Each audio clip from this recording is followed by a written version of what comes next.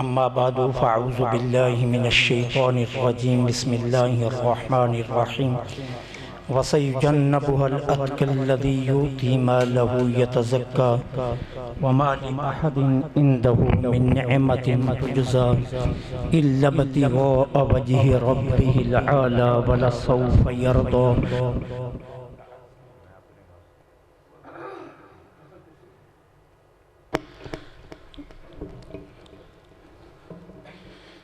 انتہائی عزت کے لائق پیر طریقت رہبر شریعت واقف رموز حقیقت دنیا بھر میں طویل ترین سفر کر کے فیضان شعر ربانی کو کونے کونے میں پہنچانے والی شخصیت حضرت صاحبزادہ والا شان میاں حافظ ولید احمد جواد دامت برکاتہم القدسیہ، میرے مسلک کے نامور عظیم مفتی حضرت علامہ استاد العلماء مولانا غلام عثمان غنی اطال اللہ تعالی عمرہ وزید مجدہ اور انتہائی عزت کے لائق سامعین محترم، آج کی یہ سالانہ تقریب سعید یوم صدیق اکبر رضی اللہ تعالی عنہ کے عنوان سے انعقاد پذیر ہے، اور ہماری یہ خوش بختی ہے کہ جو شخصیت آج کی اس محفل پاک کی صدارت فرما رہے ہیں اور جو میرے بعد اپنا صدارتی خطبہ بھی ارشاد فرمائیں گے، انہی کے والد گرامی کو اور ان کے دادا جان کو یہ سعادت حاصل ہے کہ برسوں قبل انہوں نے اپنے بصیرت سے آنے والے حالات کو دیکھا تھا اور دیکھ کر یہ فیصلہ کیا تھا کہ تمام وہ لوگ جن کا تعلق آستانہ عالیہ شرق پور شریف سے ہے وہ اپنی اپنی جگہ پر یوم صدیق اکبر رضی اللہ تعالی عنہ کے عنوان سے تقریبات کا آغاز کریں۔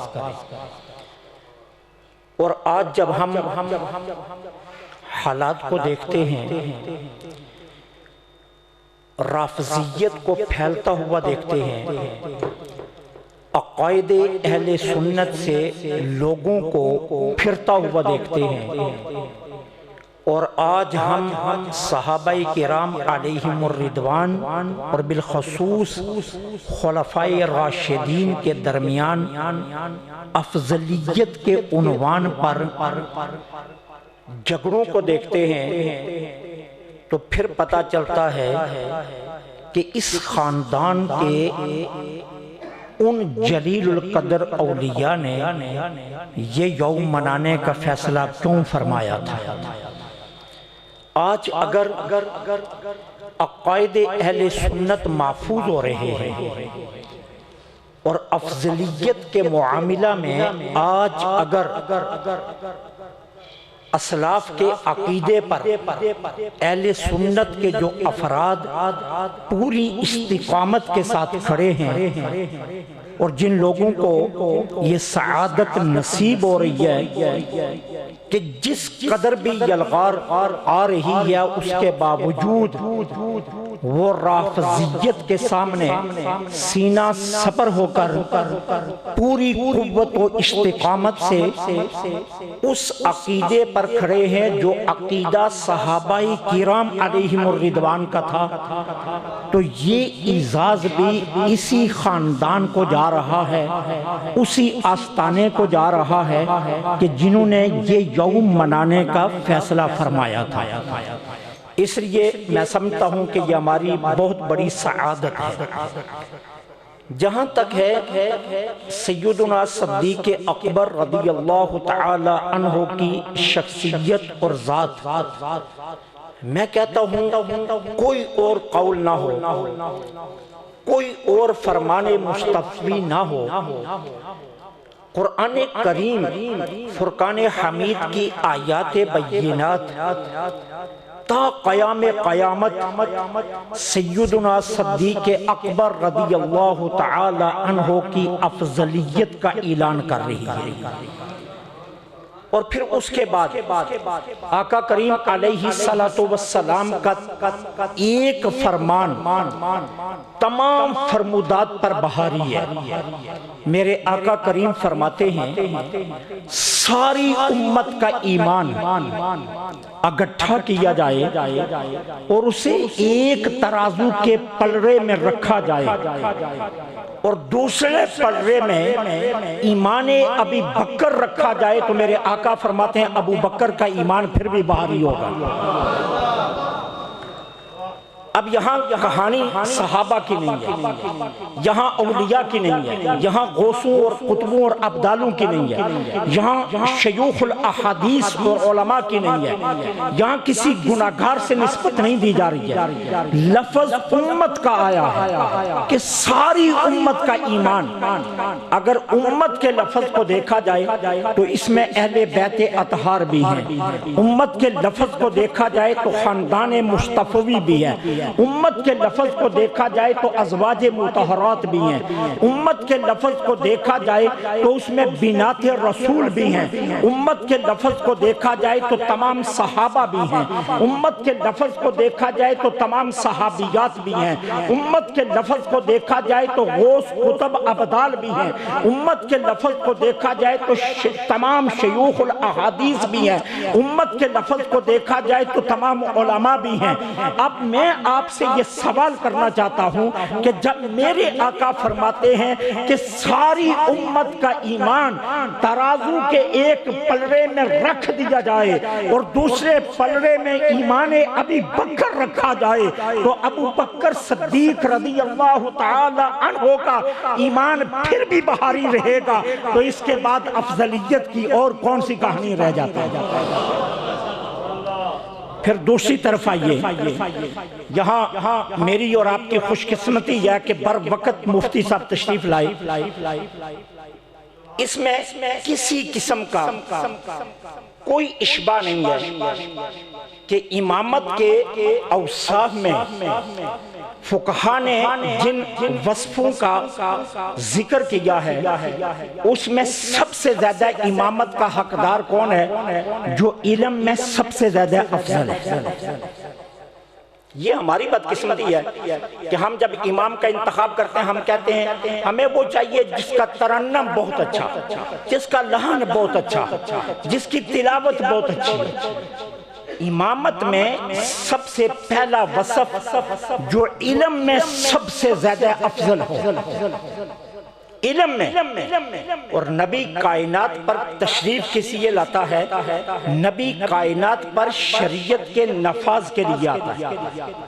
نبی کی بعثت کے جو بنیادی مقاصد ہیں ان مقاصد میں سے پہلا مقصد کیا ہے کہ نبی شریعت کو اپنی امت میں نافذ کرتا ہے، نفاذ شریعت کے لیے نبی تشریف لاتا ہے، اور وہ سب سے پہلے خود اپنی ذات سے نبی شریعت کے نفاذ کے احکامات صادر فرما کر اپنی امت کے وہ اس گروہ کو جو اس دور میں موجود ہوتا ہوتا ہے شریعت پر کار بند کر کے امت کے لیے اسوہ چھوڑ کر جاتا ہے کہ یہ اسوہ ہے۔ اب دیکھیے کہ جب میرے آقا کریم علیہ السلام نے فرمایا مرو ابا بکر فلیصلی بالناس، کہ جاؤ جا کر ابو بکر صدیق سے کہہ دو کہ وہ لوگوں کو نماز پڑھائیں، تو اب اس وقت میں آپ سے پوچھتا ہوں کیا مدینہ میں علی المرتضیٰ نہیں تھے؟ کیا مدینہ طیبہ میں عمر بن خطاب نہیں تھے؟ کیا مدینہ طیبہ میں اس وقت عثمان بن عفان نہیں تھے؟ کیا مدینہ طیبہ میں عبداللہ بن مسعود نہیں تھے؟ عبداللہ بن عباس نہیں تھے؟ ابو ذر غفاری نہیں تھے؟ یہ بڑی بڑی شخصیات موجود تھی جن کے پاس علم کی کوئی انتہا نہیں ہے، لیکن نبی شریعت کے نفاذ کے لیے تشریف لایا ہے۔ نبی کبھی شریعت سے ہٹ کر حکم نہیں دے رہا ہے۔ اب آواز گئی حجرہ انور میں کس کی؟ حضرت عمر بن خطاب کی۔ میرے آقا علالت کے باوجود اپنے قدمین شریفین زمین سے مس کرتے ہوئے دروازے پر تشریف لائے اور فرمایا کس نے کہا عمر نماز پڑھائے؟ میرا حکم ہے کہ ابو بکر نماز پڑھائے۔ عمر کو مصلی امامت سے ہٹا دیا گیا، صدیق اکبر کو مصلی امامت پر کھڑا کر دیا گیا، اور پھر اس کے بعد میرے نبی نے جو فرمان جاری کیا وہ فرمان کیا تھا کہ یاد رکھو جس قوم میں جس امت میں ابو بکر موجود ہو، ابو بکر کی موجودگی میں دوسرا کوئی امامت کا حق رکھتا ہی نہیں ہے۔ نعرہ تکبیر، نعرہ رسالت، نعرہ تحقیق، نعرہ حیدری، نعرہ غوثیہ، آستانہ عالیہ شرکپور شریف، آستانہ عالیہ شرکپور شریف، خدا کا بندہ نبی کا دلبر، صدیق اکبر، صدیق اکبر، خدا کا بندہ نبی کا دلبر، خدا کا بندہ نبی کا دلبر، کوئی نہیں ہے تیرے برابر، صدیق اکبر، صدیق اکبر۔ کیا کسی نے حضور کی بارگاہ میں جا کر یہ عرض کیا کہ یا رسول اللہ صلی اللہ علیہ وسلم عمر بن خطاب صاحب علم ہے؟ کسی نے کہا کہ علی المرتضیٰ صدیق اکبر سے زیادہ علم رکھتے ہیں، ان کا حق تھا شریعت کے حکم کے مطابق کہ امامت وہ فرماتے، عثمان غنی کا درجہ بلند ہے اس لیے امامت وہ فرماتے۔ اب تمام صحابہ نے بالاتفاق 18 نمازیں سیدنا صدیق اکبر رضی اللہ تعالی عنہ کے پیچھے پڑھی اور کسی نے اعتراض نہیں کیا۔ اب صحابہ کا اعتراض نہ کرنا یہ سند بن گیا کس بات کی؟ کہ سرکار دو عالم کی امت میں انبیاء کے بعد رسول کریم کے بعد سرکار کی امت میں اگر کوئی انسان افضل ترین ہے علم کے اعتبار سے تو وہ ابو بکر صدیق رضی اللہ تعالیٰ عنہ کی شخصیت۔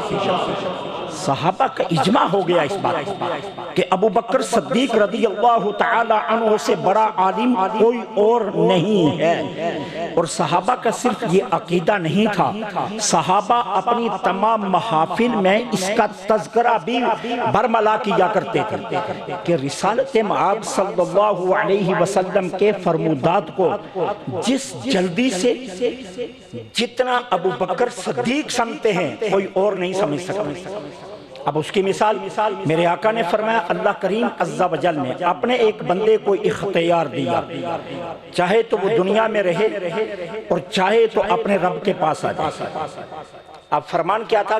اپنے ایک بندے، تمام صحابہ کرام نے اپنا دھیان اسی طرف لا کھڑا کیا کہ حضور کا یہ فرمانا کہ اللہ نے اپنے ایک بندے کو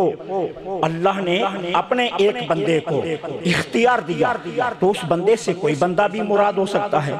لیکن یہ فرمان سن کر صدیق اکبر رضی اللہ تعالیٰ عنہ ٹپ ٹپ ٹپ رونے لگے، آنسو بہنے لگے۔ اب صحابہ حیران تھے کہ حضور تو کسی عام بندے کا تذکرہ فرما رہے ہیں، سرکار علیہ الصلوۃ والسلام نے کسی بندے کا ذکر فرمایا۔ ابو بکر صدیق کے رونے کی وجہ کیا ہے؟ تو اب آئے بارگاہ صدیقی میں صحابہ مل کر، ابو بکر فرمان تو ہم نے بھی سنا ہے، فرمان آپ نے بھی سنا ہے، لیکن ہم روئے نہیں، آپ روئے کیوں ہیں؟ کہا وہ بندہ عام نہیں ہے، جس بندے کا ذکر رسول اللہ نے فرمایا وہ ذات مصطفیٰ کی اپنی ذات کی طرف اشارہ ہے کہ وہ حضور کی ذات ہے، کہ اب حضور زیادہ دیر ہم میں قیام فرما نہیں ہوں گے اور اللہ کی طرف حضور تشریف لے جائیں گے۔ اب یہ معنی تمام صحابہ بالاتفاق کہتے ہیں کہ ہمیں رب کی عزت کی قسم جو معنی ابو بکر سمجھے وہ ہم نہیں سمجھ سکے، لیکن وہ یہاں تک ٹھہرے نہیں، حضور کی بارگاہ تک پہنچ گئے۔ اللہ کے محبوب آپ نے تو عام بندہ کہا ہے، ایک بندہ کہا ہے، ابو بکر صدیق کہتے ہیں کہ وہ آپ کی ذات ہے، تو میرے آقا نے فرمایا ہاں اس کا معنی وہی ہے جو ابو بکر سمجھا۔ تو اس لیے صحابہ کا اس پر اتفاق تھا کہ تمام صحابہ میں سب سے بڑے عالم قرآن کے فرمودات رسالت معاب کے اگر کوئی سب سے بڑا عالم ہے تو وہ ابو بکر صدیق رضی اللہ تعالی عنہ کی ذات۔ پھر دیکھیے نبی رحمت کی بارگاہ میں 21 برس جو حضرت صدیق اکبر رضی اللہ تعالی عنہ کو رفاقت میں نصیب ہوئے، ایمان اور ایقان کی کس دولت پر وہ جا کر فائز ہوئے؟ سقیفہ بنی ساعدہ میں جو اجتماع تھا، جو گٹھ تھا، یہ اتنا نازک موقع ہے، ساری امت آج بالاتفاق کہہ رہی ہے کہ اگر اس موقع پر ابو بکر صدیق رضی اللہ تعالی عنہ اس ایقان کا استعمال نہ فرماتے جو بارگاہ رسالت معاب سے انہیں نصیب ہوا تھا تو امت کا یہ تمام اجتماع بکھر سکتا تھا، اور مدینہ طیبہ میں انصار اور مہاجرین آمنے سامنے آ سکتے تھے، لیکن اس معاملے کو اگر کسی شخصیت نے سلجھایا ہے اور اتنے خوبصورت انداز سے سلجھایا ہے تو وہ کام صرف سیدنا صدیق اکبر رضی اللہ تعالی عنہ کا ہے۔ پھر دیکھیے جب نبی رحمت صلی اللہ علیہ وسلم کے وصال مبارک کا اعلان ہوتا ہے، کتنی بڑی شخصیت ہے کہ میرے آقا فرمائیں اگر میرے بعد کوئی نبی ہوتا تو عمر ہوتی، میرے آقا فرمائیں شیطان عمر کے سائے سے ڈرتا ہے، میرے آقا فرمائیں عمر جدھر جاتا ہے حق ادھر جاتا ہے، میرے آقا فرمائیں قرآن عمر کی مرضی سے نازل ہوا کہیں مرتبہ۔ اب آپ سے میں پوچھتا ہوں کہ یہ اتنا نازک موقع تھا کہ عمر بن خطاب نے نیام سے اپنی تلوار نکالی اور کہا سنو، جس نے یہ کہا کہ رسول اللہ کا وصال ہو گیا میں اس کی گردن اڑا دوں گا۔ اب اس موقع پر مدینہ کا بڑے سے بڑا بہادر جا کر بھی عمر کو کہتا عمر یہ کیا کہہ رہے ہو، تو وہ سلامت نہ بچتا۔ اگر کوئی بڑے سے بڑا انسان بھی جا کر عمر بن خطاب کو روکنے کی کوشش کرتا تو اس کی گردن اڑ جاتی۔ یہ اتنا نازک موقع تھا کہ عمر بن خطاب رضی اللہ تعالیٰ عنہ کے سامنے کسی کے آنے کی جرأت نہیں ہو رہی۔ اب دیکھیے صدیق اکبر رضی اللہ تعالیٰ عنہ کس خوبصورت طریقے سے آئے۔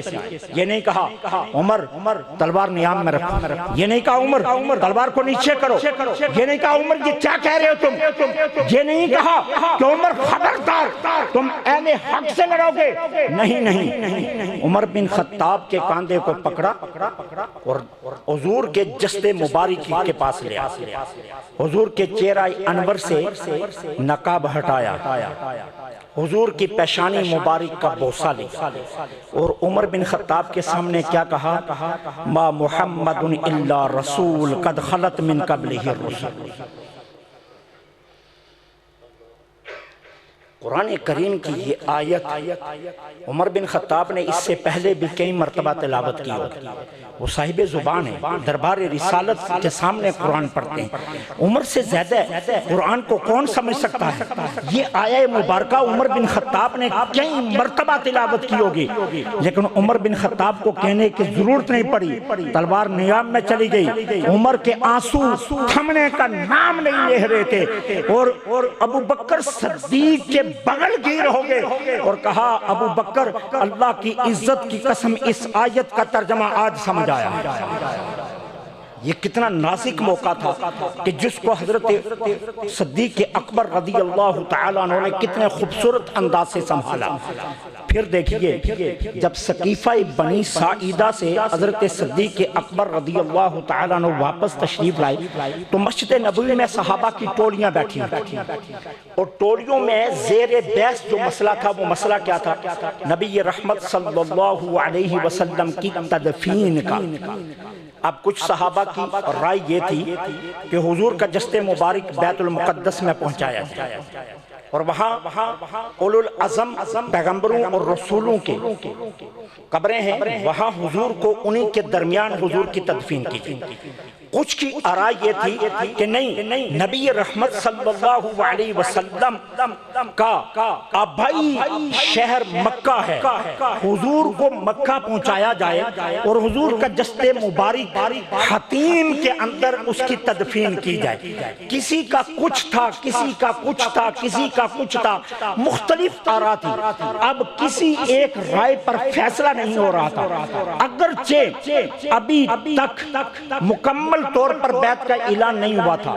اس لیے ابو بکر صدیق اپنا فیصلہ وہاں سنانا چاہتے تو شاید اس فیصلے کے مقابلے میں کئی جماعتیں کھڑی ہو جاتی۔ اب ابو بکر صدیق رضی اللہ تعالیٰ عنہ نے تمام ٹولیوں کو جمع کیا اور جمع کرنے کے بعد کیا کہا؟ سمعت رسول اللہ صلی اللہ علیہ وسلم ما نبی قبض الا دفن حیث قبض۔ کہا سنو، میں نے اپنے ان کانوں سے سنا، نبی رحمت صلی اللہ علیہ وسلم نے خود ارشاد فرمایا تھا کوئی نبی بھی وصال نہیں کرتا مگر جس جگہ پر نبی کا وصال ہوتا ہے اسی جگہ پر نبی کی تدفین ہوتی ہے۔ اب یہ حضرت ابو بکر صدیق کا ذاتی فیصلہ تو تھا نہیں جس کے سامنے احتجاج کیا جاتا، ابو بکر صدیق رضی اللہ تعالیٰ عنہ کا ذاتی حکم تو تھا نہیں۔ اب جب فرمان رسول سامنے آ گیا تو بے شمار صحابہ نے سنا تھا، یہ کوئی حدیث خبر واحد نہیں ہے، یہ متواتر کا درجہ رکھتی ہے۔ ایک جماعت صحابہ نے اس حدیث کو حضور سے سنا تھا، لیکن کسی کے اس وقت ذہن میں حسبر نہیں تھی۔ جب حضرت ابو بکر صدیق نے میرے آقا کا یہ فرمان سنایا تو کئی صحابہ کھڑے ہو گئے، ہاں ہم گواہی دیتے ہیں کہ ہم نے رسول اللہ سے یہ فرمان سنا ہے۔ اب تمام صحابہ خاموش ہو گئے اور اس خاموشی کے بعد نبی رحمت صلی اللہ علیہ وسلم کے تجہیز و تکفین کا معاملہ کتنے احسن طریقے سے سر انجام پایا۔ اگر یہاں ابو بکر صدیق رضی اللہ تعالیٰ عنہ اپنے اس ایقان کو استعمال نہ کرتے تو اس موقع پر بھی اندیشہ تھا کہ صحابہ کا یہ اتفاق آپس میں بکھر جاتا۔ یہ حضرت صدیق اکبر رضی اللہ تعالی عنہ کو رسول اللہ کی بارگاہ سے جو کمالات ملے تھے، ان کمالات کو صحابہ سمجھتے تھے کہ ہر نازک موقع پر جس نے اسلام کی خدمت کی ہے وہ سوائے ابو بکر صدیق کے کوئی اور نہیں ہے۔ اب دیکھیے میرے آقا کیا فرماتے ہیں، ما نفعنی مال احد قد، ما نفعنی مال ابی بکر۔ اگر آپ فہرست اٹھائیں تو ہمارا میں تو سیدہ خدیجہ الکبریٰ کا نام آتا ہے۔ سب سے پہلے مال کس نے نچھاور کیا، سب سے پہلے مال کس نے قربان کیا، سب سے پہلے مال کا ڈھیر کس نے لگایا؟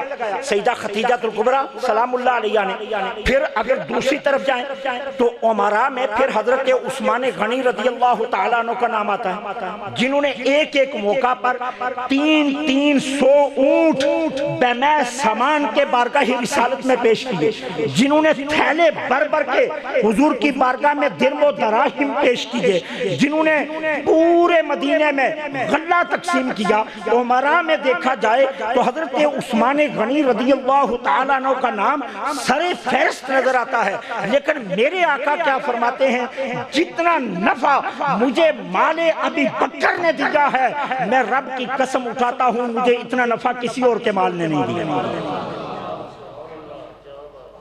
اب مال کی دو قسمیں جو میں آپ کی توجہ چاہوں، مال کی دو قسمیں، ایک وہ مال ہے جو درم اور دراہیم کی شکل ہے، ایک وہ مال ہے جو اونٹوں اور ان پر کھانے پینے کے سامان کی شکل ہے، ایک وہ مال ہے جو سامان حرب کی شکل میں ہے۔ لیکن ابو بکر صدیق نے یہ مال تو دیا ہی دیا۔ ابو بکر صدیق نے سب سے بڑا مال کیا دیا؟ عشرہ مبشرہ میں 5 صحابہ ایسے ہیں جو حضرت ابو بکر صدیق کی تحریض پر ایمان لائے، یہ مال ہے سب سے بڑا۔ یہ جو مال حضور کی بارگاہ میں پیش کیا نا، عثمان غنی کس نے پیش کی؟ ابو بکر صدیق نے۔ حضرت طلحہ کس نے پیش کی؟ ابو بکر صدیق نے۔ حضرت زبیر بن عوام کس نے پیش کی؟ ابو بکر صدیق نے۔ حضرت سعد بن وقاص جیسی شخصیت کس نے پیش کی؟ ابو بکر صدیق نے۔ عبداللہ بن مسعود ایک معجزہ دیکھ کر جو ایمان لائے، اس معجزے کے پیچھے بھی جو ہاتھ ہے وہ حضرت ابو بکر صدیق رضی اللہ تعالیٰ عنہ۔ یہ جو مال ہے، اس لیے میرے آقا فرماتے ہیں جتنا فائدہ مجھے مال ابی بکر نے دیا ہے اتنا فائدہ مجھے کسی اور کے مال نے نہیں دیا۔ اور پھر آقا کریم کا یہ فرمانا 1,24,000 یا اس سے زائد صحابہ کے ہوتے ہوئے میرے آقا کا یہ فرمانا کہ میری امت پر ابو بکر کا شکر واجب ہے۔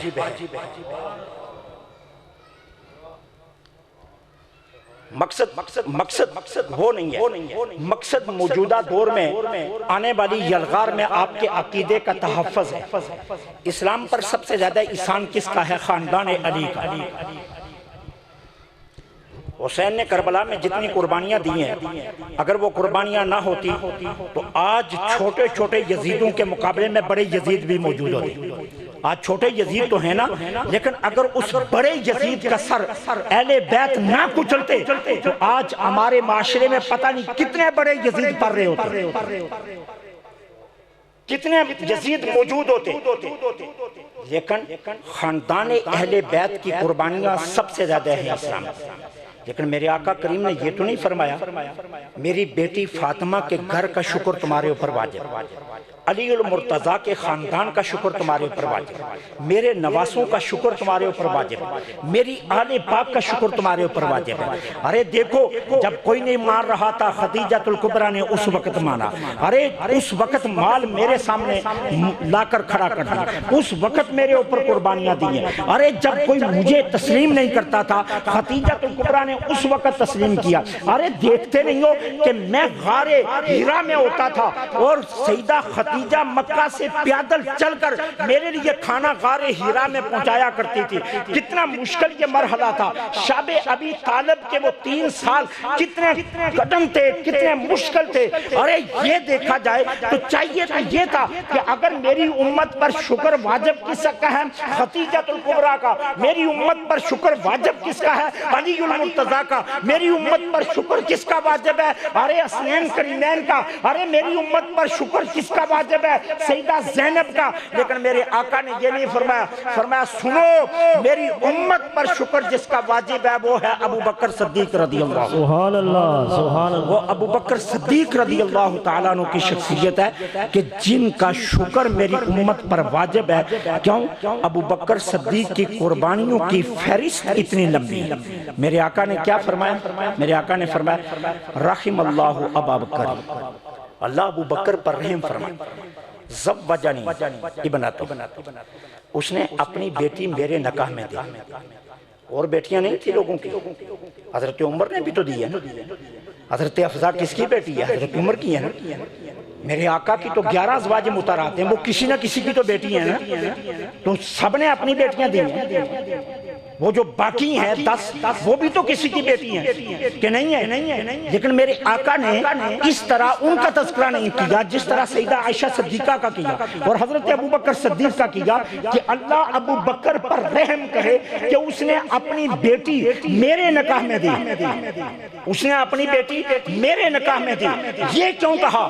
اس لیے کہا کہ ہاں مانا سبھی نے دی ہیں بیٹیاں، مانتا ہوں، تسلیم کرتا ہوں، انکار نہیں کرتا کہ بیٹیاں دی ہیں، لیکن دیکھو ابو بکر نے کواری بیٹی دیا، اور جس اخلاص سے دیا وہ میں جانتا ہوں۔ ابو بکر صدیق کا دل تڑپ رہتا تھا کہ ارے غلام مصطفیٰ تو ضرور ہوں، لیکن کوئی صورت نکل جائے میں رسول اللہ کا رشتہ دار بھی بن جاؤں۔ یہ جو تڑپ ابو بکر کے اندر تھی، اس لیے کہتا ہوں کہ ابو بکر پر اللہ رحم کرے۔ اور پھر آگے کیا فرمایا؟ حملنی الی دار الہجرہ۔ کتنا مشکل مرحلہ تھا، مجھے مکہ سے لے کر مدینہ طیبہ تک ابو بکر لے کر آئے۔ حکم تو رب کا تھا، حفاظت تو رب کر رہا تھا، لیکن ظاہر کے اعتبار سے دیکھیے تو اس مشکل ترین سفر میں جو میرا ہم سفر بنا وہ ابو بکر صدیق۔ یہ کتنا مشکل ترین سفر، اس میں صرف سفر کی صعوبتوں کی کہانی نہیں ہے، امانت کی کہانی بھی ہے۔ کیوں؟ مکہ میں اعلان تھا جو خبر دے گا کہ سمت نکلے ہیں، ہزاروں اونٹ دیں گے۔ خبر یہ پھیلی تھی مکہ میں کہ جو یہ بتا دے وہ کس راستے سے نکلے ہیں، ہم اس کے قدموں میں مکہ کی دولت لا کر ڈھیر کر دیں گے۔ کیا تھا یہ موقع تھا کہ کسی وقت بھی دنیا کی دولت کے سامنے قدم ڈگمگا سکتے تھے۔ پوری استقامت کے ساتھ غار ثور کے 3 دن اور 3 راتیں اور پھر 7 دن باقی، یہ 10 دن پوری امانت اور دیانت کے ساتھ نبی کریم کی ظاہراً حفاظت کر کے مکہ سے مدینہ منورہ تک جو شخصیت میرے آقا کو لے کر گئی، اس کا نام ابو بکر صدیق رضی اللہ عنہ۔ فرمایا حملنی الی دار الہجرہ۔ ابو بکر کا دوسرا احسان کیا ہے کہ وہ مجھے دار الہجرت تک لائے۔ اور پھر میرے آقا نے کیا فرمایا؟ وَعَتَقَ بِلَالًا مِنْ مَالِهِ۔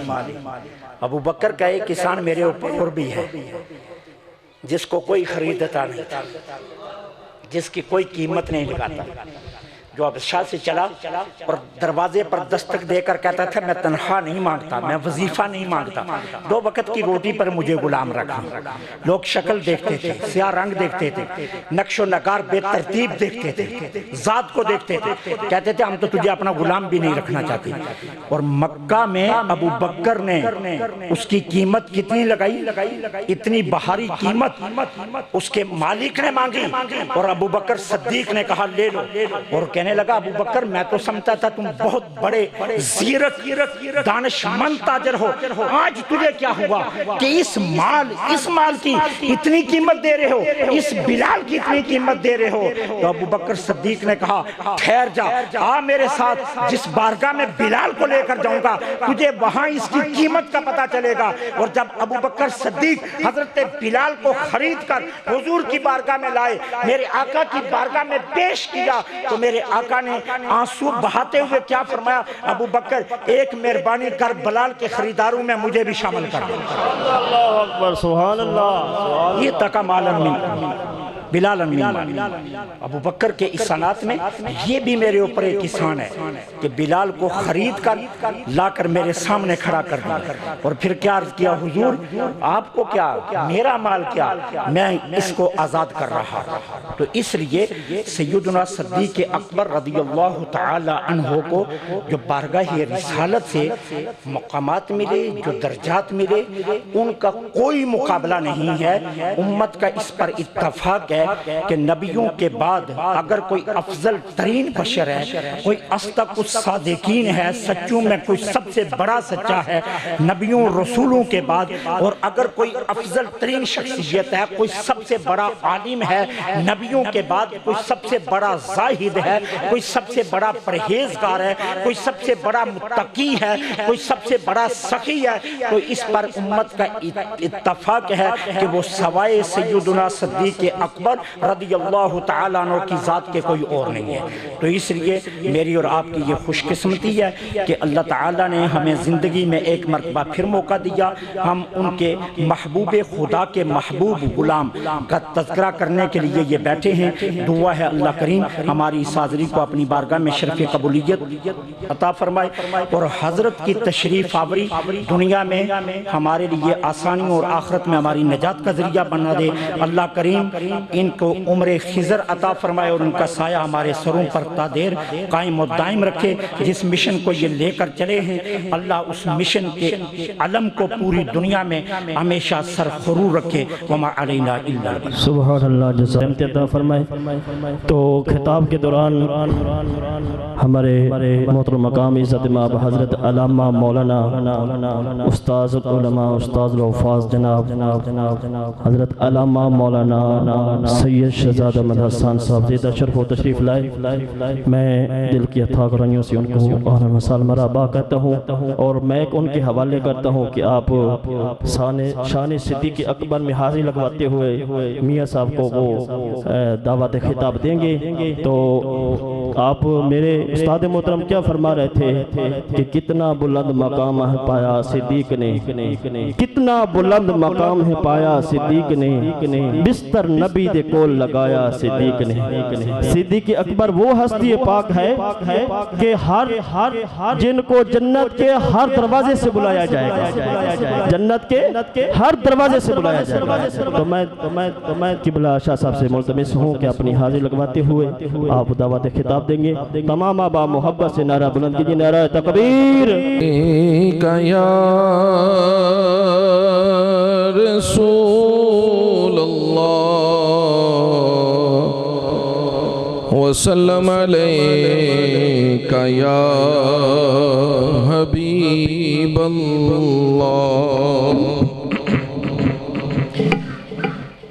نبیوں کے بعد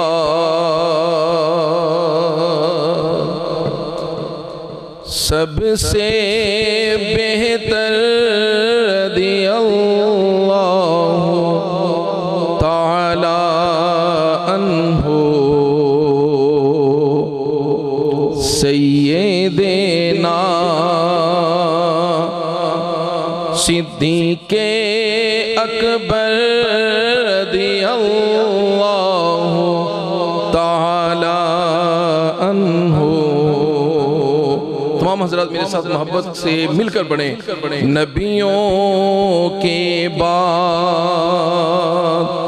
سب سے بہتر رضی اللہ تعالی عنہ سیدنا صدیق اکبر رضی اللہ تعالی عنہ سیدنا صدیق اکبر رضی اللہ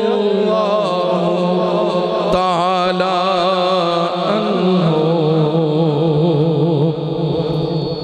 دیکھیے تو وہ غار کا منظر، کون ہے بیٹھا گود میں لے کر۔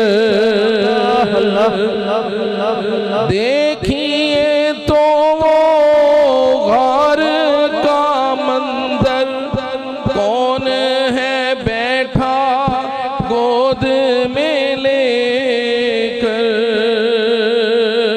سرور عالم کا سر اطہر رضی اللہ تعالی عنہ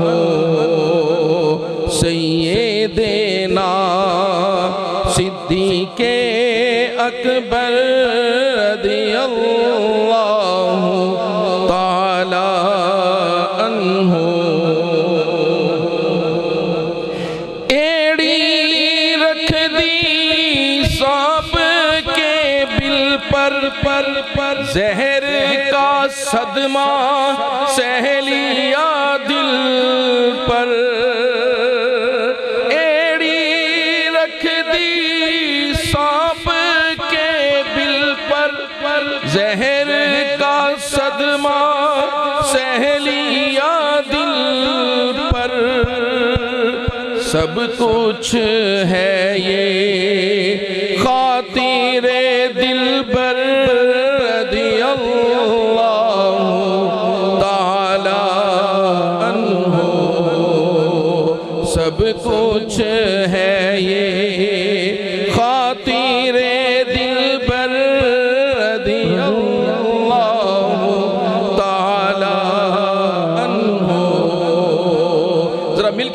سیدنا صدیق اکبر رضی اللہ تعالی عنہ مالو جار سب گھر والے اللہ اللہ ہے کر ڈالے مالو جار سب گھر والے اللہ اللہ ہے کر ڈالے پیکر صدق و عشق کا رہبر رضی اللہ تعالی عنہ سیدنا صدیق اکبر رضی اللہ تعالی عنہ سبحان اللہ ماشاءاللہ بحمد اللہ تعالی یہ ہماری خوش قسمتی ہے کہ ایک مرتبہ پھر آج ہمارے درمیان ولی ابن ولی عالم ابن عالم شیخ المشائخ صوفی باصفا حضرت علامہ پیر طریقت رہبر شریعت سجادہ نشین آستانہ عالیہ شرک پور شریف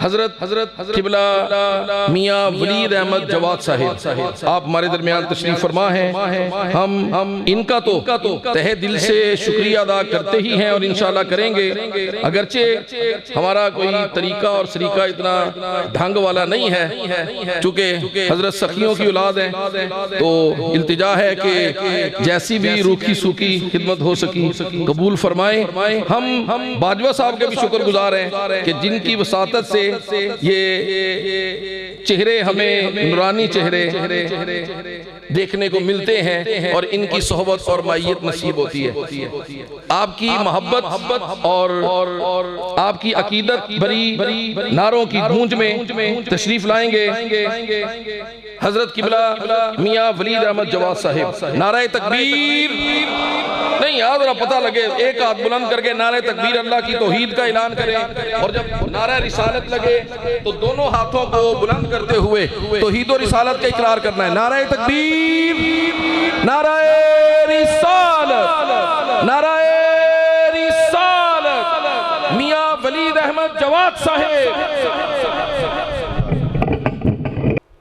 نحمده ونصلي على رسوله الكريم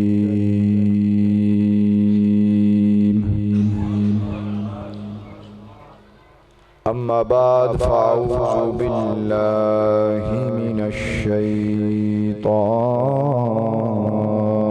الرجيم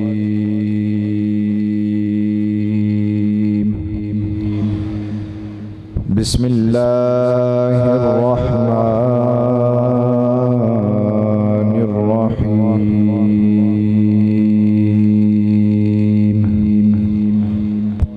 ثاني اثنين إذ هما في الغار إذ يقول لصاحبه لا تحزن إن الله معنا صدق الله العظيم وصدق رسوله النبي الكريم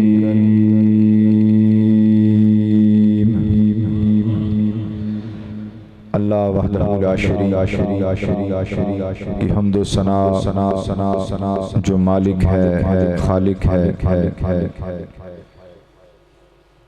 اس وحدہ لا شریک کی حمد و ثنا کے بعد درود لا محدود آقا نامدار مدنی تاجدار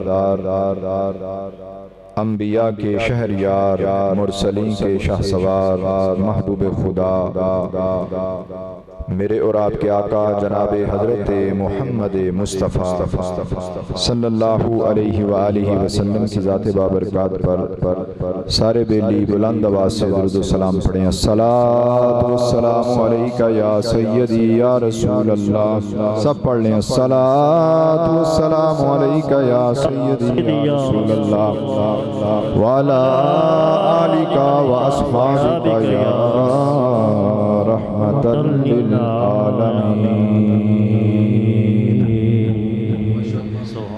بندہ پروردگار امت احمد نبی، دوست دار چار یارم، تابع اولاد علی،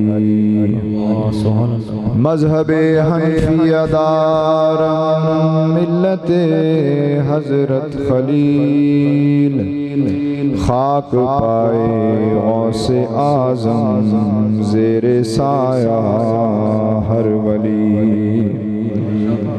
غلام نقش بندہ شاہ، اگر دنیا ودی خواہی،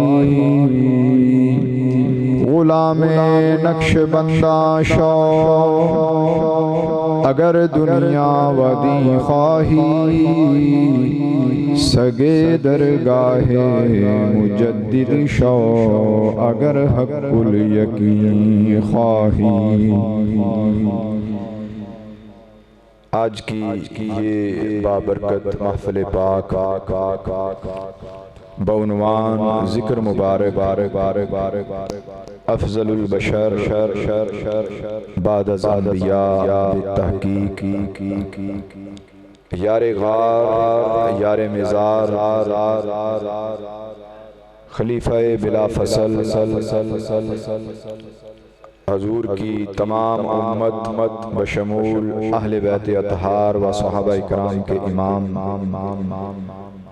حضرت خلیفۃ الرسول صلی اللہ علیہ وآلہ وسلم، حضرت سیدنا ابو بکر صدیق رضی اللہ تعالی عنہ کی یاد میں انعقاد پذیر ہے۔ مجھ سے قبل قبلہ مفتی صاحب اور علامہ صاحب کے بیانات ہوئے، گفتگو ہوئی، اس میں آپ نے قرآن و حدیث کی روشنی میں خصوصاً حضرت سیدنا ابو بکر صدیق رضی اللہ تعالی عنہ کی حیات و تعلیمات پر روشنی ڈالی۔ اللہ وحدہ لا شریک ہم سب کو اس کا اجر و ثواب عطا فرمائے اور ہم سب کو عمل کی توفیق عطا فرمائے۔ میرے لیے کچھ الفاظ محبت قبلہ مفتی صاحب نے بھی اور علامہ صاحب نے بھی اپنے حسن ظن میں ادا کیے۔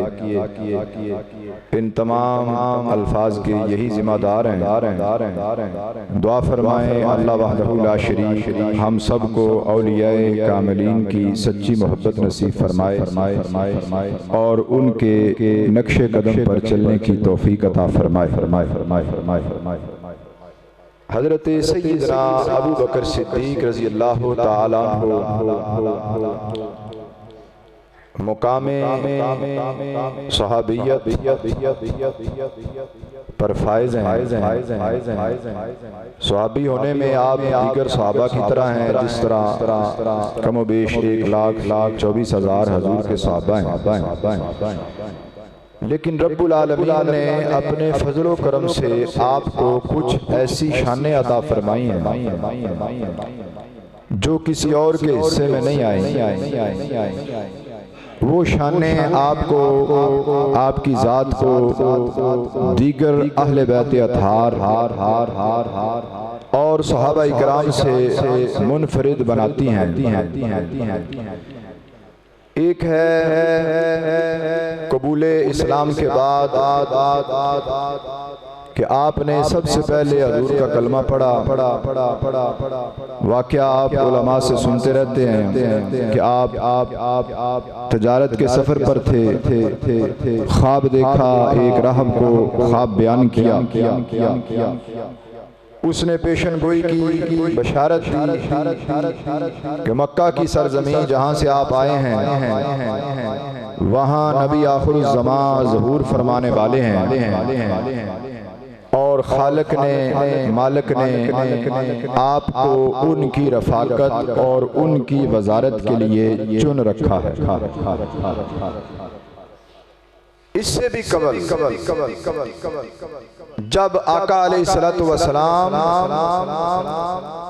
کی بھی اس دنیا میں تشریف آوری نہیں ہوئی تھی، اس دنیا میں کوئی انسان ابھی پیدا نہیں ہوا تھا، اس وقت کی حالت کیا تھی؟ حدیث مبارکہ کا مفہوم ہے، حضور نے ایک مرتبہ پوچھا، اے ابو بکر کیا تمہیں وہ دن یاد ہے؟ عرض کی یا رسول اللہ صلی اللہ علیہ وآلہ وسلم کون سا دن؟ حضور نے فرمایا وہ دن جس دن رب نے فرمایا تھا الست بربکم، روحوں سے سوال کیا تھا کیا میں تمہارا رب نہیں ہوں؟ حضرت سیدنا ابو بکر صدیق رضی اللہ تعالیٰ عنہ نے عرض کی یا رسول اللہ صلی اللہ علیہ وآلہ وسلم نہ صرف مجھے وہ دن یاد ہے، مفہوماً عرض کر رہا ہوں، نہ صرف مجھے وہ وقت یاد ہے، وہ لمحہ یاد ہے کہ جب رب نے روحوں سے سوال کیا تھا کہ کیا میں تمہارا رب نہیں ہوں، تو آپ ہی نے فرمایا تھا کہ ہاں تو ہمارا رب ہے۔ کون کہہ رہا ہے؟ حضرت سیدنا ابو بکر صدیق رضی اللہ تعالیٰ عنہ۔ پتہ چلا کہ جس وقت سرکار دو عالم صلی اللہ علیہ وآلہ وسلم کی روح رب کے رب ہونے کا تمام روحوں میں سب سے پہلے اقرار کر رہی تھی، حضور کے ساتھی، حضور کے یار حضرت صدیق اکبر رضی اللہ تعالیٰ عنہ کی روح اس وقت اس معاملے کا مشاہدہ کر رہی تھی۔ تو یہ سفر مکہ مکرمہ سے شروع نہیں ہوا، یہ سفر روحوں کے پیدا ہونے سے شروع ہوا۔ اس لیے قبول اسلام سے پہلے آپ نے کبھی شراب نوشی نہیں کی، آپ نے بتوں کی پوجا نہیں کی، آپ کے والد بت خانے لے گئے مگر آپ نے بت کو پتھر مارا۔ والد نے آ کر والدہ آپ کی والدہ سے واقعہ بیان کیا تو انہوں نے کہا اسے کچھ نہ کو، جب یہ پیدا ہوا تھا غیب سے آواز آئی تھی کہ اسے نبی آخر الزمان صلی اللہ علیہ وآلہ وسلم کی وزارت کے لیے، رفاقت کے لیے چن لیا گیا۔ حضرت سیدنا ابو بکر صدیق رضی اللہ تعالیٰ عنہ نے جوان مردوں میں سب سے پہلے حضور کا کلمہ پڑھا۔ حضور نے اعلان نبوت فرمایا، آپ سفر سے واپس آئے، علم ہوا کہ سرکار اعلان نبوت فرما چکے ہیں، آپ کے پاس گئے، تصدیق کی، پوچھا، حضور نے فرمایا ہاں میں نے اعلان نبوت فرمایا ہے۔ عرض کی کچھ نشانی پیش فرمائیں، فرمایا کیا راہب کا تمہیں میرے بارے میں بتانا کافی نہیں ہے؟ راہب کا تمہاری خواب کی وضاحت کرنا کافی نہیں ہے؟ آقا علیہ السلام مکہ مکرمہ میں ہیں اور حضرت صدیق اکبر سینکڑوں میل دور راہب سے جو گفتگو کر رہے ہیں، حضور علیہ السلام رب کے عطا کردہ علم سے ان کی حالت کا مشاہدہ کر رہے ہیں۔ اللہ سبحان اللہ۔ اب حضرت صدیق اکبر نے کلمہ پڑھ لیا،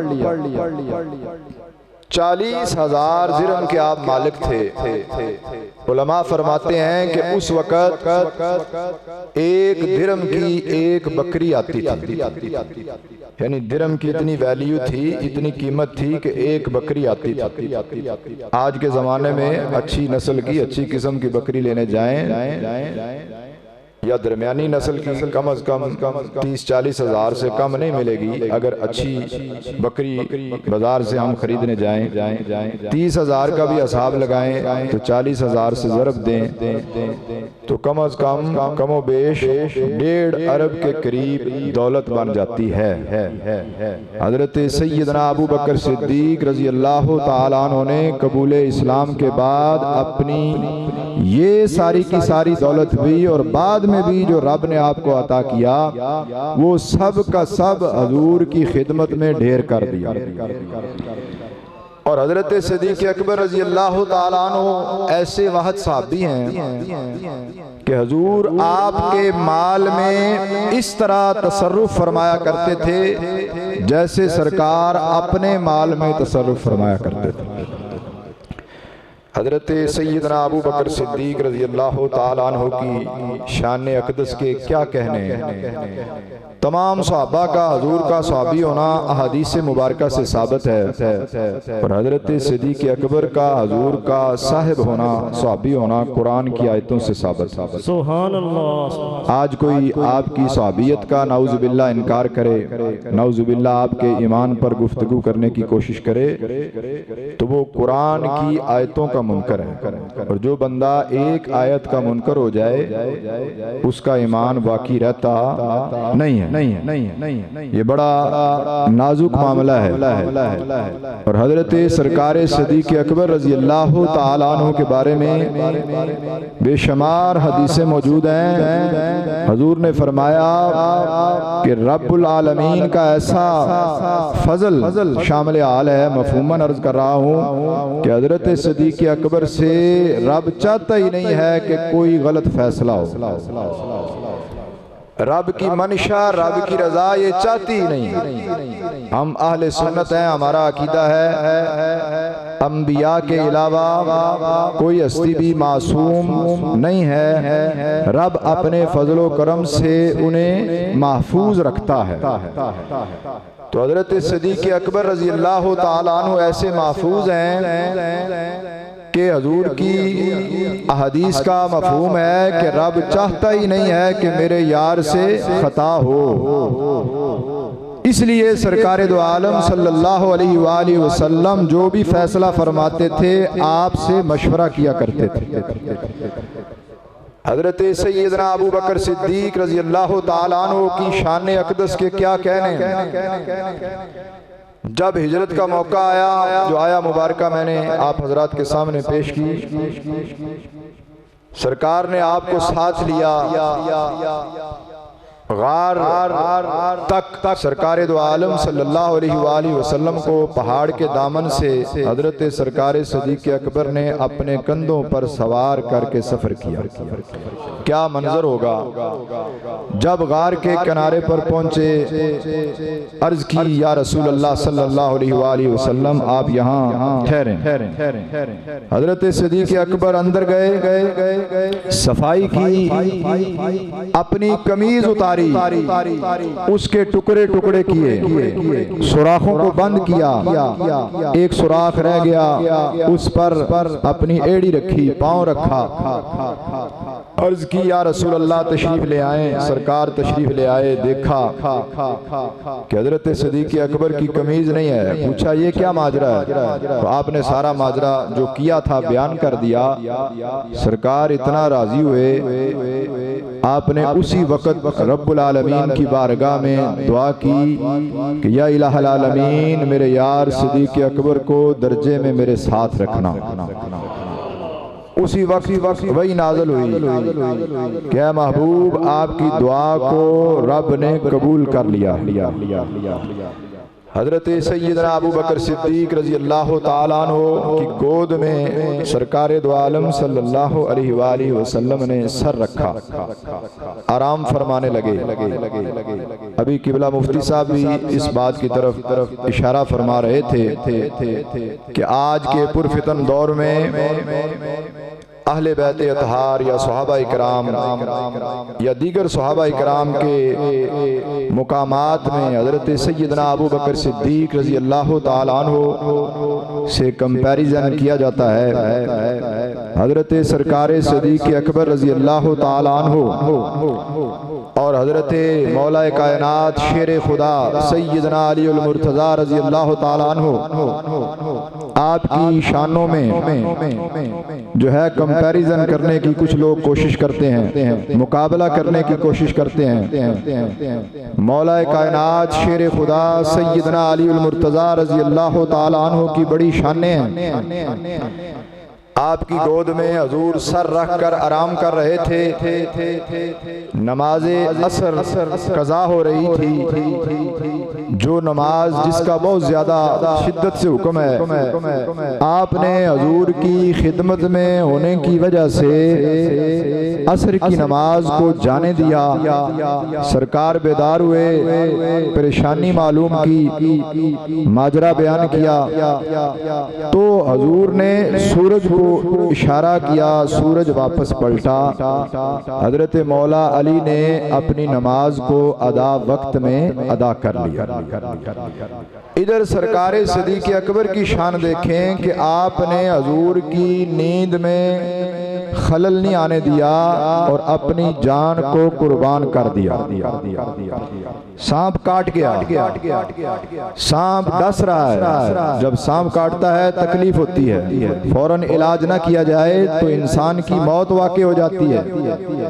حضرت صدیق اکبر اپنی جان دے چکے تھے، وہ الگ بات ہے کہ سرکار بیدار ہوئے، پوچھا کیا ہوا، آپ نے ماجرا بیان کیا، تو سرکار دو عالم صلی اللہ علیہ وآلہ وسلم نے اپنا لعاب دہن لگایا، رب العالمین نے آپ کو شفا عطا فرما دی۔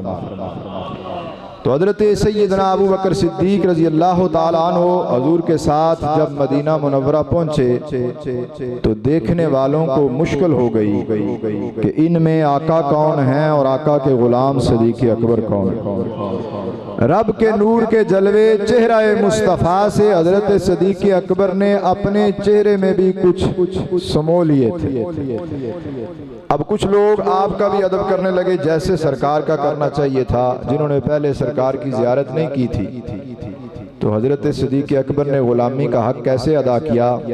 حدیث مبارکہ کا مفہوم ہے، حضرت سرکار صدیق اکبر نے چادر لی اور سرکار دو عالم صلی اللہ علیہ وآلہ وسلم پر تان کر کھڑے ہو گئے تاکہ فرق واضح ہو جائے کہ آقا کون ہیں اور آقا کے غلام صدیق اکبر کون ہیں۔ نبی پاک صلی اللہ علیہ وآلہ وسلم نے فرمایا نیکی کی 360 خصلتیں ہیں۔ رب اگر کسی کو جنت عطا کرنا چاہتا ہے تو ان میں سے ایک خصلت اس بندہ مومن میں پیدا کر دیتا ہے۔ حضرت سرکار صدیق اکبر رضی اللہ تعالیٰ عنہ کے متعلق حضور نے فرمایا کہ آپ وہ ذات ہیں کہ 360 کی 60 خصلتیں رب العالمین نے آپ میں رکھ دی ہیں۔ حضرت سرکار صدیق اکبر رضی اللہ تعالیٰ عنہ کی یہ شان ہے کہ حضرت سیدنا عمر فاروق رضی اللہ تعالیٰ عنہ کہ جن کے بارے میں حدیث مبارکہ ہے کہ میرے بعد اگر نبوت ملتی تو آپ حضرت عمر کو ملتی، حضرت عمر فاروق رضی اللہ تعالیٰ عنہ بیان کرتے ہیں کاش میں ابو بکر کے سینے کا ایک بال ہوتا ہے۔ حضرت سیدنا ابو بکر صدیق رضی اللہ تعالیٰ عنہ کی شان اور حضرت بلال حبشی رضی اللہ تعالیٰ عنہ کی شان کچھ صحابہ کرام بیان کر رہے تھے۔ اسی دوران حضرت بلال حبشی رضی اللہ تعالیٰ عنہ تشریف لے آئے، کہنے لگے تم کس قسم کی باتیں کر رہے ہو؟ بلال ابو بکر کی ایک نیکی کا نام ہے۔ حضرت سیدنا ابو بکر صدیق رضی اللہ تعالیٰ عنہ کی شان اقدس کے کیا کہنے؟ مولا علی شیر خدا فرماتے ہیں کہ سب سے زیادہ بہادر حضرت سیدنا ابو بکر صدیق رضی اللہ تعالیٰ عنہ کی ذات اقدس ہے۔ حضرت سیدنا عبد القادر جیلانی الحسنی والحسینی رضی اللہ تعالیٰ عنہ آپ اپنی کتاب میں یہ بات وضاحت سے فرماتے ہیں کہ حضور کی امت میں بہتر وہ ہیں جنہوں نے حضور کا زمانہ پایا۔ ان میں بہتر حدیبیہ والے ہیں جنہوں نے حدیبیہ کے مقام پر بیعت کی، ان میں بہتر احد والے ہیں جنہوں نے احد میں شرکت کی، ان میں بہتر بدر والے ہیں جنہوں نے بدر میں شرکت کی، ان میں بہتر عشرہ مبشرہ ہیں جنہیں حضور نے اس دنیا میں اپنی اور ان کی ظاہری حیات میں جنت کی پکی خوشخبری عطا فرمائی، اور ان میں بہتر خلفائے راشدین ہیں، اور ان میں بہتر حضرت سیدنا ابو بکر صدیق ہیں رضی اللہ تعالی عنہ۔ یہ ترتیب کس نے بیان کی؟ حضور غوث پاک نے۔ حضرت امام ربانی مجدد الافسانی شیخ احمد فاروقی سرندی رحمۃ اللہ علیہ، آپ کے مکتوبات شریف کا مطالعہ کیا جائے تو آپ نے بھی یہی فرمایا کہ جس طرح خلافت کی ترتیب ہے اسی طرح فضیلتوں کی ترتیب ہے، اور ایک بات آپ نے بڑے خوبصورت انداز میں سمجھائی، آج لوگوں کے ایمانوں کو خراب کرنے کے لیے ایک ایسی بات کرتے ہیں کہ لوگ ان کی طرف آسانی سے مائل ہو جاتے ہیں، کہتے ہیں کہ مولا علی جو ہیں وہ روحانی خلیفہ اول ہیں اور حضرت صدیق اکبر رضی اللہ تعالیٰ عنہ سیاسی خلیفہ اول ہیں۔ اس قسم کی بات جو ہے معاشرے میں اہل سنت کے اندر گمائی پھیرائی جاتی ہے اور ابہام پیدا کرنے کی کوشش کی جاتی ہے، ذہنوں کے اندر خلل ڈالنے کی کوشش کی جاتی ہے۔ ایک تو سادہ سی بات میں آپ سے عرض کرتا ہوں کہ اگر آج کوئی بندہ آج کے کسی پیر طریقت کے پاس 2-4 مہینے گزار لے تو وہ کہتا ہے کہ میرے اندر روحانیت آ گئی ہے، تو سرکار صدیق اکبر تو وہ ہیں جنہوں نے ہر لمحہ ہی حضور کے ساتھ گزارا ہے۔ بزرگ کہتے ہیں قیامت تک کے لیے حضور جیسا پیر کوئی نہیں ہوگا اور حضرت سرکار صدیق اکبر رضی اللہ تعالی عنہ جیسا مرید کوئی نہیں ہوگا۔ اب حضرت سرکار صدیق اکبر کی روحانیت اور فیض جو فیض سرکار سے ملا اس کی وضاحت حضرت امام ربانی مجدد الافسانی شیخ احمد فاروقی سرندی رحمۃ اللہ علیہ نے کس انداز میں فرمائی؟ فرمایا کہ حضور کا جو فیضان نبوت ہے اس سے 2 شاہراہیں نکلیں۔ شاہراہ سمجھتے ہیں؟ سڑک کو کہتے ہیں۔ فرمایا ایک شاہراہ فیضان نبوت ہے اور ایک شاہراہ فیضان ولایت ہے۔ فرمایا فیضان ولایت خصوصی طور پر حضرت مولا علی کے حصے میں آئی اور فیضان نبوت خصوصی طور پر حضرت سیدنا ابو بکر صدیق رضی اللہ تعالی عنہ کو ملا۔ اب کیا اس میں مزید کوئی وضاحت کی ضرورت ہے کہ ولی کا مقام نبی تک ہو سکتا نہیں؟ کوئی ولی نبی کے مقام کو پہنچ سکتا ہے؟ نہیں۔ اسی طرح ولایت کا مقام جو ہے وہ نبوت کے مقام تک نہیں پہنچ سکتا، فیضان ولایت بھی فیضان نبوت تک نہیں پہنچ سکتا۔ جس طرح ولی اور نبی میں فرق ہے اسی طرح سمجھ لیں کہ جو فیض مولا علی کو ملا اور جو فیض حضرت سرکار صدیق اکبر رضی اللہ تعالیٰ عنہ کو ملا اس میں فرق ہے۔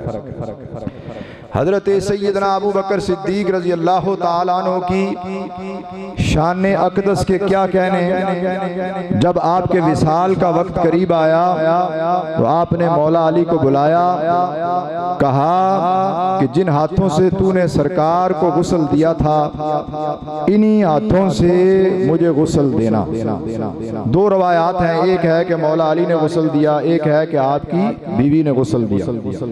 حضرت سیدنا ابو بکر صدیق رضی اللہ تعالی عنہ کی بعد از وصال آپ کو غسل دینے کے بعد جنازہ ادا کرنے کے بعد وصیت تھی کہ میرے جنازے کو اٹھا کر روضہ اطہر کے سامنے رکھا جائے اور اجازت طلب کی جائے، اگر اجازت مل جائے تو حضور کے قرب میں دفن کیا جائے۔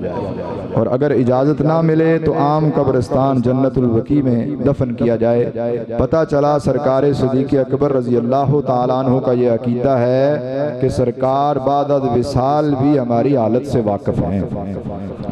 چنانچہ ایسا ہی کیا گیا۔ چشم فلک نے دیکھا، جب اجازت طلب کی گئی تو اندر سے آواز آئی، حبیب کو حبیب سے ملا دو۔ شان سیدنا صدیق اکبر رضی اللہ تعالیٰ عنہ بہت سی ہیں، ہم ایک مجلس میں بیان کرنے سے قاصر ہیں۔ رب اور رب کا حبیب ہی بہتر جانتا ہے، مگر ایک شان جو اس وقت بھی آپ کو حاصل ہے اس میں آپ کا کوئی شریک نہیں ہے کہ آپ کو حضور کی رفاقت آج بھی جو حاصل ہے وہ کسی اور صحابی، کسی اور اہل بیت، کسی ولی اللہ کو حاصل نہیں۔ اس وقت بھی قرب مصطفیٰ جو حضرت صدیق اکبر کو حاصل ہے وہ کسی اور کو حاصل نہیں ہے۔ حضور کا چہرہ رخ انور قبلہ شریف کی طرف ہے اور حضرت صدیق اکبر رضی اللہ تعالیٰ عنہ کا چہرہ حضور کی طرف ہے۔ تو یہ فیض، یہ شان آپ کو حاصل ہے۔ اور روز محشر کے لیے حضور کی حدیث مبارکہ ہے، ایک ہاتھ میں آپ نے سرکار صدیق اکبر رضی اللہ تعالیٰ عنہ کا ہاتھ لیا، ایک ہاتھ میں سرکار عمر فاروق رضی اللہ تعالیٰ عنہ کا ہاتھ لیا، دونوں ہاتھوں کو اپنے ہاتھوں سے بلند کیا، فرمایا روز محشر ہم اسی طرح اٹھائے جائیں۔ تو حضرت سیدنا ابو بکر صدیق رضی اللہ تعالیٰ عنہ کی حیات و تعلیمات کا مطالعہ کیا جائے، اپنی جان، اپنا مال، اپنا گھر، اپنی شان و شوکت، اپنا سب کچھ حضور اور حضور کے دین پر قربان کر دیا۔ حضور نے پوچھا ابو بکر تمہیں کیا پسند ہے؟ عرض کی یا رسول اللہ صلی اللہ علیہ وآلہ وسلم رب مجھے مال عطا کرے اور وہ مال آپ کی رضا سے میں خرچ کروں، مجھے یہ پسند ہے۔ آپ سامنے ہوں میں آپ کی زیارت کروں، مجھے یہ پسند ہے۔ پروانے کو چراغ، بلبل کو پھول، بس صدیق کے لیے ہے خدا کا رسول بس۔ اللہ وحدہ لا شریک ہم سب کو عقیدہ اہل سنت پر قائم رہتے ہوئے اس دنیا میں زندگی گزارنے کی توفیق عطا فرمائے اور اسی عقیدے پر اس دنیا سے رخصت ہونے کی توفیق عطا فرمائے۔ تمام اہل بیت اطہار شان والے ہیں، حضور کے تمام صحابہ شان والے ہیں اور تمام تابعین تبع تابعین شان والے ہیں، تمام اولیاء امت شان والے ہیں۔ اللہ وحدہ لا شریک ہم سب کو ان تمام کا ادب کرتے ہوئے ان سے فیض حاصل کرنے کی توفیق عطا فرمائے اور وقتاً فوقتاً ایسی نیک محافل میں بیٹھنا نصیب فرمائے۔ وما علینا الا البلاغ المبین۔ میرے آقا رحمتوں کی تاج والے، رحمتوں کی تاج والے، دو جہاں کی راج والے، عرش کی معراج والے،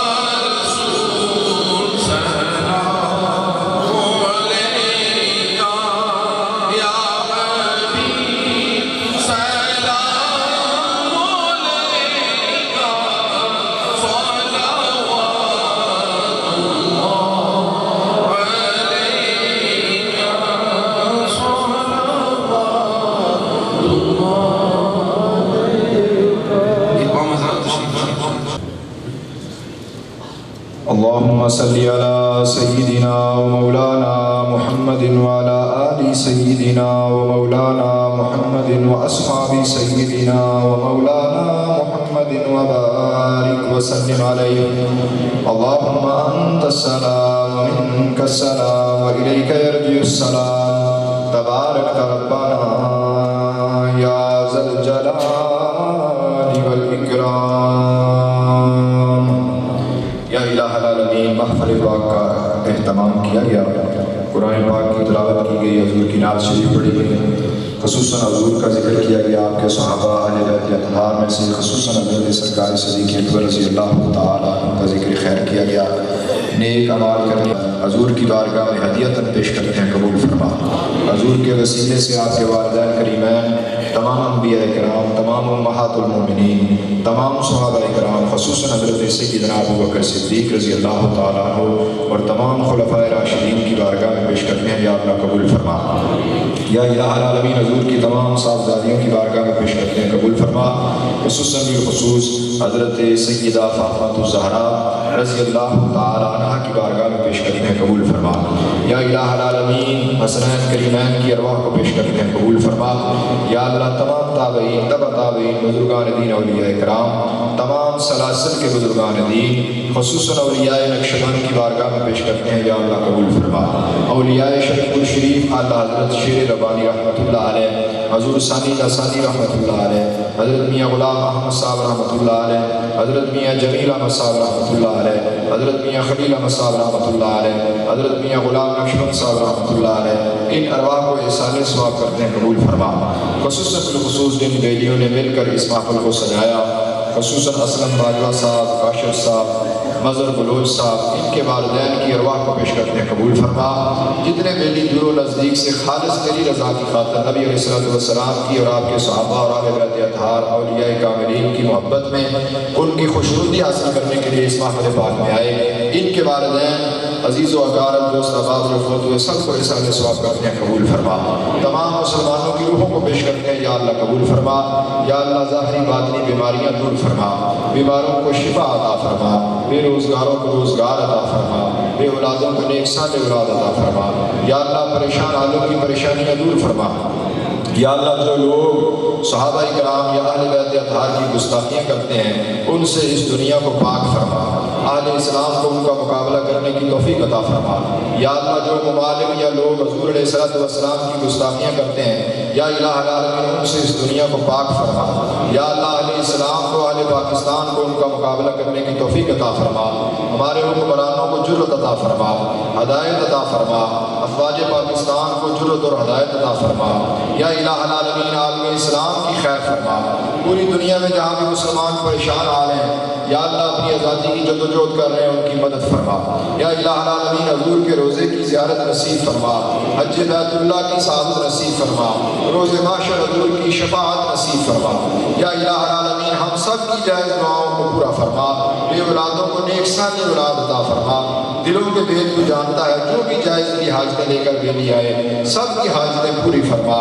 ربنا آتنا فی الدنیا حسنۃ وفی الآخرۃ حسنۃ وقنا عذاب النار۔